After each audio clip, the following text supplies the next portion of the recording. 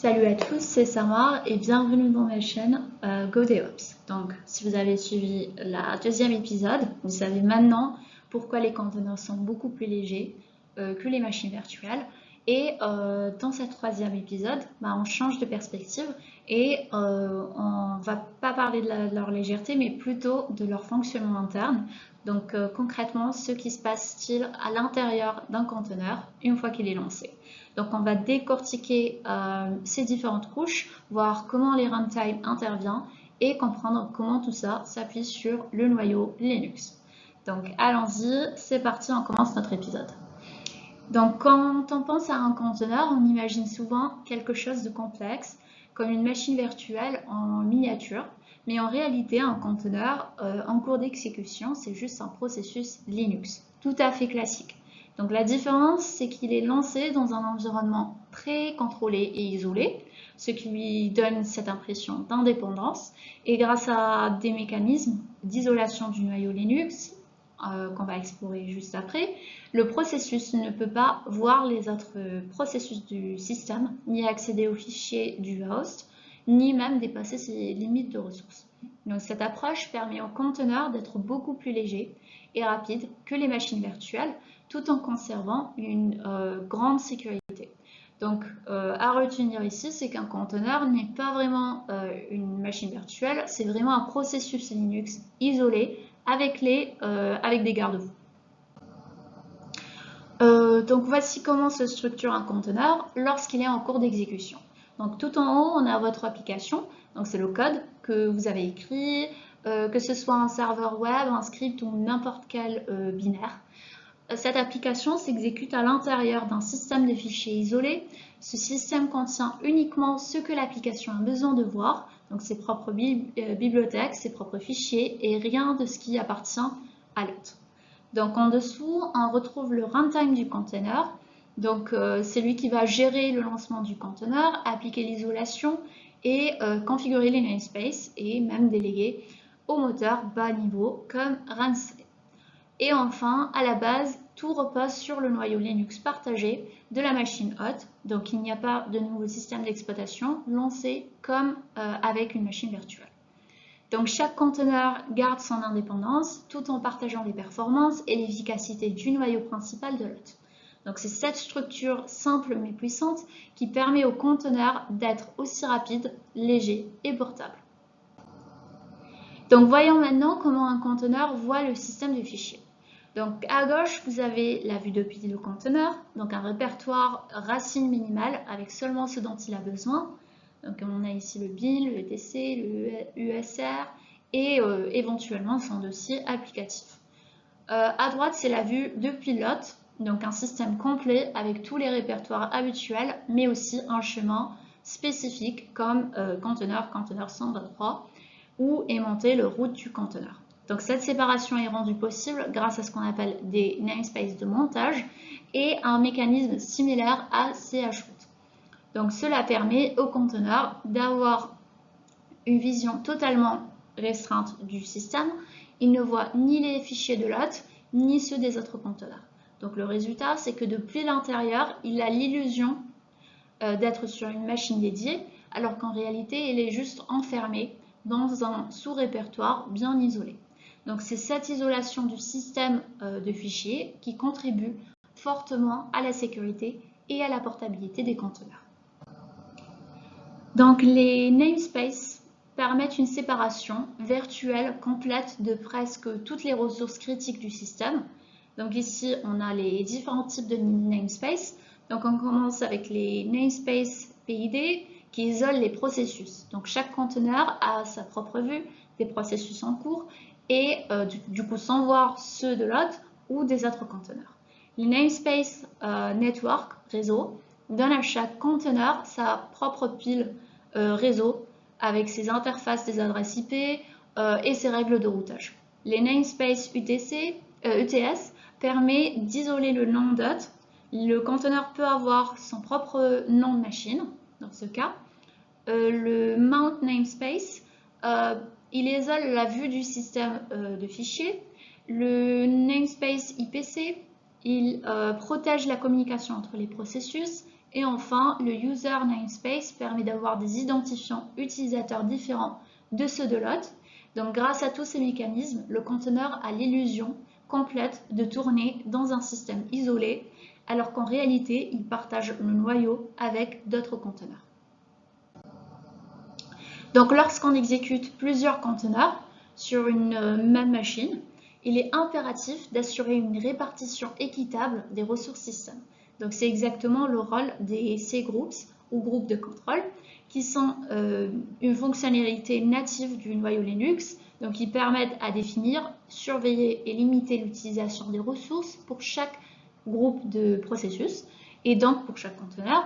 Donc grâce aux cgroups, on peut attribuer un quota précis de CPU, de mémoire vive ou encore de bande passante disque à un conteneur donné. Donc par exemple ici, on a un conteneur A qui peut être limité à un seul CPU et un conteneur B qui est plutôt disposé de 2 cœurs de CPU. Donc cette granularité permet non seulement d'éviter qu'un conteneur ne monopolise les ressources, mais aussi de garantir une qualité de service stable et prévisible. Donc pour toutes les applications qui partagent la même infrastructure. Donc en résumé, les cgroups sont une brique essentielle de l'isolation de ressources et un outil incontournable pour le bon fonctionnement d'un environnement de containerisation en prod.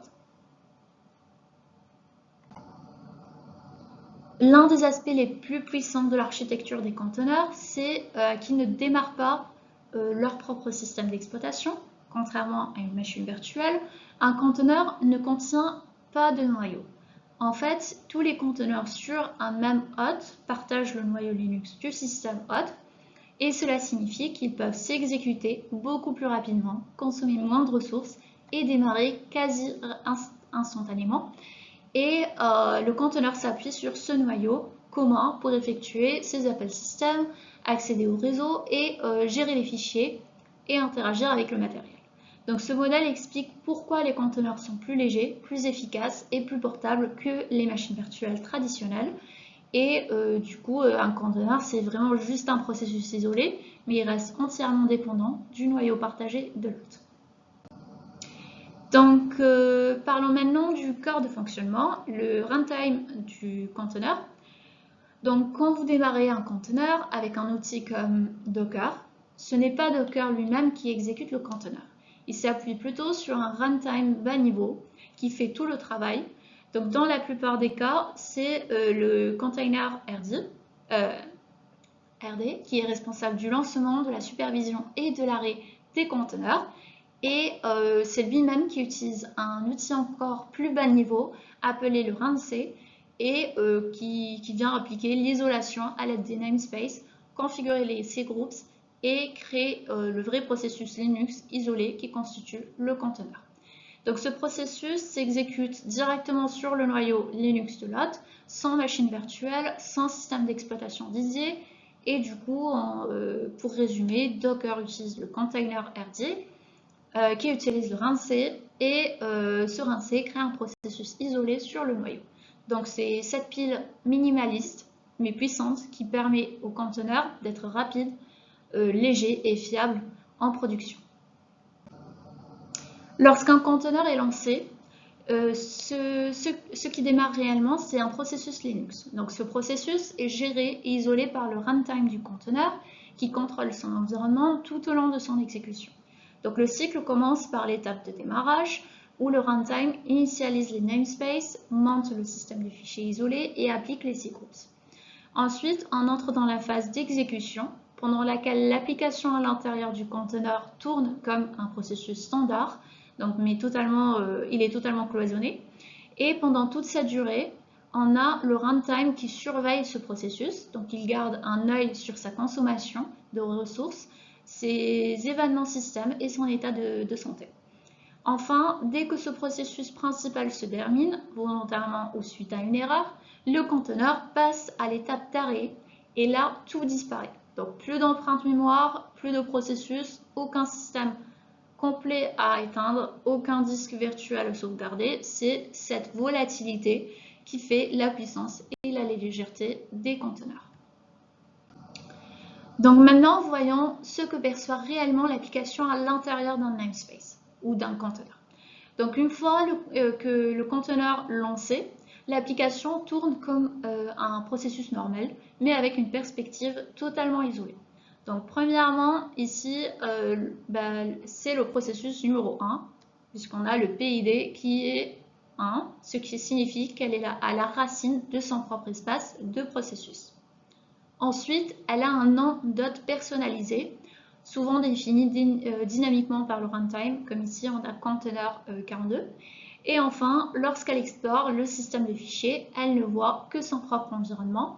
Donc on a un route propre séparé de celui de l'hôte. Et elle ne peut pas accéder aux fichiers du système principal, ni voir d'autres processus ou interfaces réseau grâce à l'isolation qui était offerte par les espaces des noms Linux. Pour l'application, c'est vraiment comme si elle tournait sur sa propre machine, bien qu'en réalité, bien sûr, elle soit simplement qu'un processus isolé sur le noyau de l'hôte. Donc c'est cette isolation, c'est cette illusion plutôt d'autonomie qui rend les conteneurs si puissants et légers à la fois. Donc ce qu'il faut retenir de cette vidéo est qu'un conteneur n'est pas une petite machine virtuelle, c'est vraiment un processus Linux isolé, encapsulé avec soin grâce à plusieurs mécanismes du noyau Linux. Donc il utilise les namespaces pour cloisonner les ressources critiques, le système de fichiers et les identifiants des processus, le réseau, les utilisateurs et plus encore. Donc grâce à PreOC Groups, on peut contribuer des limites précises en termes de CPU, de mémoire et de bande passante à chaque conteneur, garantissant la stabilité et l'équité entre les charges. Et tous les conteneurs partagent le même noyau Linux de l'hôte, ce qui leur permet de démarrer rapidement avec peu de surcoût. Et enfin, tout cela est orchestré par un runtime de conteneurs tels que container RD ou le RunC, qui assure la création, la gestion et la suppression de ces processus isolés. Voilà ce qui compose un conteneur en fonctionnement réel. Ce fonctionnement, il est rapide, il est léger, isolé et parfaitement intégré au système Linux. Donc merci beaucoup d'avoir regardé cette vidéo et j'espère que le fonctionnement interne d'un conteneur en cours d'exécution est maintenant beaucoup plus clair.